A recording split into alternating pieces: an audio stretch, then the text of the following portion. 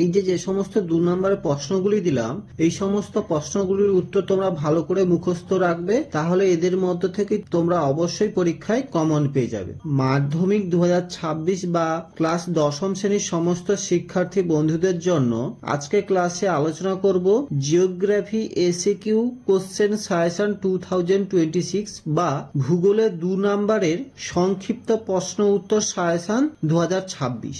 আজকের ক্লাসে তোমাদের মোট 40টির মতো 2 নম্বরের কোশ্চেনগুলি আলোচনা করে দেব।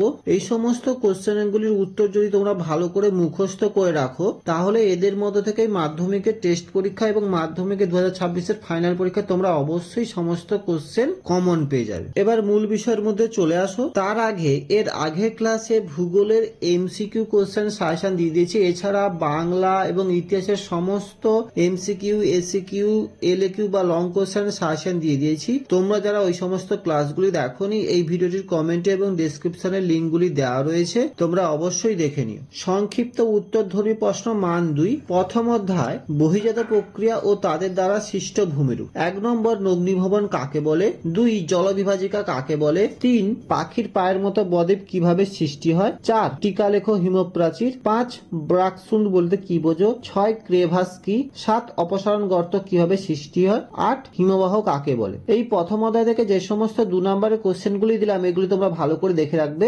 এবার চলে এসো দ্বিতীয় অধ্যায় বায়ুমণ্ডল। 9 বৈপরীত্য উষ্ণতা কাকে বলে, 10 জেট বায়ুর 2টি বৈশিষ্ট্য লেখো, 11 চিনুক কি, 12 অশ্বক্ষাংশ কাকে বলে অথবা উপক্রান্তীয় শান্ত বলয় কি, 13 আন্তঃক্রান্তীয় সম্মিলন অঞ্চল বলতে কি বোঝো বা আইটিসিজেড কি, 14 বায়ুর চাপ কক্ষ কি, 15 আপেক্ষিক আর্দ্রতা বলতে কি বোঝো, 16 বৃষ্টি ছায়া অঞ্চল বলতে কি বোঝো। এবার চলছে পরবর্তী অধ্যায় বায়ুমণ্ডল। 17 সমুদ্র স্রোত কাকে বলে, 18 শৈবাল সাগর কি, 19 হিমপ্রাচীর বলতে কি বোঝো, 20 হিমশৈল কি, 21 বান ডাকা কাকে বলে, 22 অ্যাপেজি জোয়ার কাকে বলে। তোমাদের ক্লাসটি কেমন লাগছে অবশ্যই লাইক এবং কমেন্ট করে জানিও, আর ক্লাস যদি ভালো লেগে থাকে অবশ্যই তোমাদের বন্ধুদের মধ্যে শেয়ার করো। আর তোমরা যারা এখনো পর্যন্ত আমাদের এই শিক্ষাঙ্গন ইউটিউব চ্যানেলটিকে সাবস্ক্রাইব করোনি, তোমাদের কাছে একটি ছোট্ট অনুরোধ থাকলো, আমাদের এই চ্যানেলটিকে সাবস্ক্রাইব করে পাশে থেকো তোমরা সবাই। এবার চলেছে পরবর্তী অধ্যায় বজ্র ব্যবস্থাপনা। 23 বজ্র ব্যবস্থাপনা কি,